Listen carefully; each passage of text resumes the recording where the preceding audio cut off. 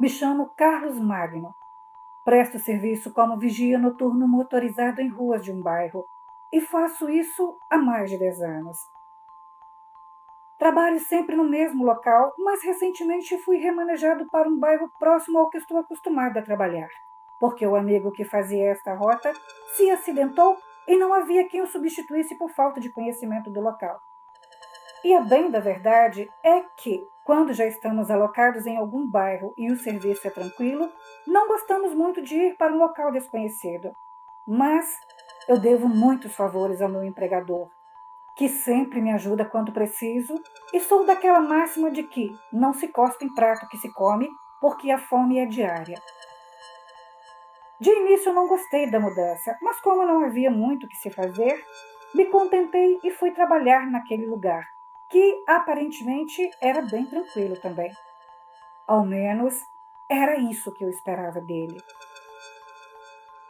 Meu amigo Pedro era quem fazia esta rota e eu ainda não havia tido tempo de visitá-lo após o acidente para saber ao certo o que tinha acontecido com ele. E tudo o que eu sabia era que ele havia se desequilibrado e caído da moto enquanto fazia ronda em uma rua, quebrando a perna em duas partes diferentes e um braço.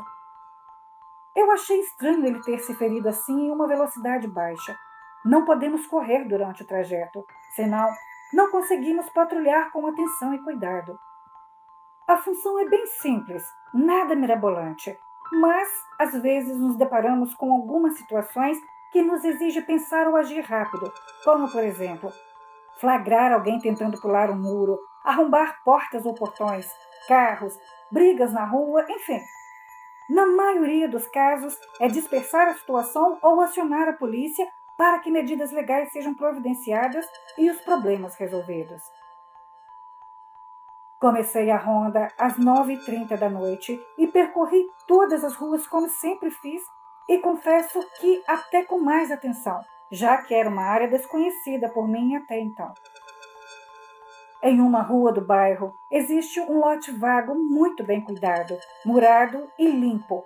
Porém é muito escuro e é um lote imenso. Patrulhei as ruas durante toda a madrugada e nada de anormal aconteceu. Fechei meu ponto e fui para casa descansar ao amanhecer. Plantão seguinte. Entrei no bairro olhando cada canto, cada beco, cada entrada, cada calçada e estava tudo tranquilo e assim foi madrugada dentro até amanhecer e eu terminar minha rota mais uma vez, na santa paz de Deus. Um mês neste plantão. Noite de chuva. Uma leve garoa caía e trazia um frio bom. E isso significaria mais tranquilidade que o normal. Pessoas não são dadas a ficar no frio e chuva sem necessidade ou motivação. E geralmente em noites de chuva, as ruas ficam desertas por toda a noite. Peguei a moto e saí pelas ruas patrulhando cada pedacinho vagarosamente, sem pressa. Nas primeiras voltas, tudo normal como nas noites anteriores. Subi até o cruzeiro que fica em uma ladeira e de lá eu via todo o bairro e isso de certa forma facilitava muito o meu trabalho, porque por ser um bairro muito bem iluminado, era fácil ver boa parte das ruas sem nenhuma dificuldade.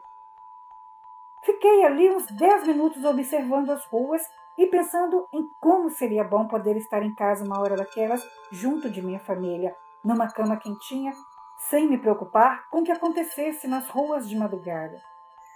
Isso é uma bênção que nem todos se dão conta de ter.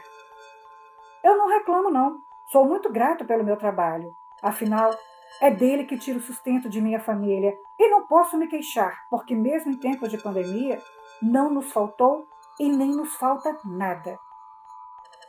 Um barulho me fez deixar meus pensamentos e voltar a atenção ao meu redor. E por um minuto tive a sensação de estar sendo observado ali no cruzeiro. Mas era muito pouco provável ter alguém naquele lugar uma hora daquelas com chuva. Geralmente a rapaziada fica ali em noites quentes e em finais de semana papeando e bebendo. Mas são todos moradores do bairro e não oferecem perigo a ninguém. Se fosse um deles, teria se aproximado para trocar uma ideia rápida, como sempre fazem. Liguei o farol da moto para clarear mais o lugar e não vi nada. Saí dali e continuei minha rota. Por volta das 2 horas da madrugada, a chuva aumentou um pouco e a energia elétrica foi interrompida, mas nada que precisasse de uma atenção maior. Liguei para a concessionária e informei a interrupção no bairro e continuei meu trabalho normalmente. Quando estava na rua onde mencionei haver um enorme lote vago, avistei um movimento estranho bem na frente ao muro, e quando joguei a lanterna para verificar o que era, um cão enorme, de tamanho de um bezerro, pulou em frente à moto e ficou me encarando. Seus olhos eram amarelos e sua aparência lembrava um demônio deformado de tão feio que era. Ele rosnou para mim, parecia querer avançar. Eu acelerei a moto e o barulho o deixou mais enfurecido. Sem reação, eu fiquei ali esperando a ação daquele cão que veio em minha direção e deu uma patada em minha moto, me derrubando ao chão. Como se não bastasse me derrubar, ele veio bem perto, me cheirou, rosnou e me encarou como se quisesse me dizer alguma coisa. E, em seguida, pulou o muro do lote e sumiu na escuridão. Eu fiquei parado no mesmo lugar onde caí, tremendo e incrédulo no que havia acabado de acontecer. Com muita dificuldade, levantei minha moto e saí dali para bem longe do lote. E o resto da madrugada eu não passei mais por lá para não correr o risco de ver aquele diabo novamente. Dia clareando, energia elétrica restabelecida e finalizando o meu plantão. Saí do bairro, passei em casa para tomar um banho e fui ao posto de saúde cuidar dos ferimentos causados pela queda durante a patrulha. Por sorte, eram apenas escoriações e logo estariam curadas. Saí de lá e fui direto para a casa de meu amigo que fazia a rota daquele bairro e que havia se acidentado em horário de trabalho. Até aquele dia, eu ainda não havia lhe feito uma visita e era o momento oportuno para saber de fato o que havia lhe acontecido na noite do acidente. Eu queria saber se aquele demônio que vi tinha algo a ver com seu acidente, mas eu não mencionaria o fato ocorrido. Não, sem ele confirmar minhas suspeitas, e não deu outra. Ao chegar em sua casa, me desculpei por aparecer sem avisar e usei a desculpa de estar ali por perto e aproveitar para lhe fazer uma visita. Ele não se importou e até ficou feliz em me receber, já que, desde a noite de seu acidente, ninguém havia lhe visitado presencialmente. Todos os amigos sempre estavam em contato, porém virtualmente. Conversamos por mais de 2 horas e o que ele me disse me deixou arrepiado. Vou dizer com as palavras dele do jeitinho que ele me relatou. Carlinhos, na noite do acidente eu estava patrulhando as ruas com o maior cuidado porque já estava sentindo uma coisa ruim. Um pressentimento de que algo sairia errado naquela noite. Mesmo o bairro sendo tranquilo, às vezes acontece de ter algum incidente e a gente não pode ser pego de surpresa porque estamos ali para evitar esses incidentes. Passei por todas as ruas e estava tudo normal, mas quando eu entrei na Ferraz de Vasconcelos, a visão que tive foi a do inferno aberto e um demônio saindo de dentro dele. Do lote murado que há ali, saiu um cachorro enorme e atravessou no meio da rua. Eu, pensando que era algo de minha imaginação, continuei seguindo, e quando eu estava bem próximo a ele, o bicho ficou de pé em 2 patas e deu um salto para cima de mim, me derrubando da moto com uma rapidez absurda, fazendo com que eu caísse e fraturasse a perna e o braço. Não satisfeito em me derrubar, ele ainda pisou em minha perna quebrada, como se soubesse que aquilo me provocaria mais dor ainda, e em seguida pulou de volta para o lote e sumiu. Dali em diante, eu chamei o resgate e comuniquei à base o acidente. O chefe não acreditou no que eu disse como justificativa e disse que provavelmente eu estava em alta velocidade e até chegou a me perguntar, bem desconfiado, se eu havia consumido algum tipo de bebida ou feito uso de entorpecente, mesmo sabendo que eu não bebo nem uso nenhum tipo de droga. Mas eu sei que eu não estava correndo. Sei o que eu vi e me atacou. E sei que se eu insistir em contar isso, ele vai me demitir assim que passar o período de afastamento. Fiquei em silêncio por alguns minutos tentando digerir aquilo e confesso que tive ânsia de vômito com o que ouvi. Desconfiado, Meu amigo perguntou qual seria o real motivo de minha visita, já que até aquela manhã eu não havia conseguido um tempo para isso, e de repente chego sem aviso prévio e, depois de ouvir sua história, passo mal e empalideço em sua frente.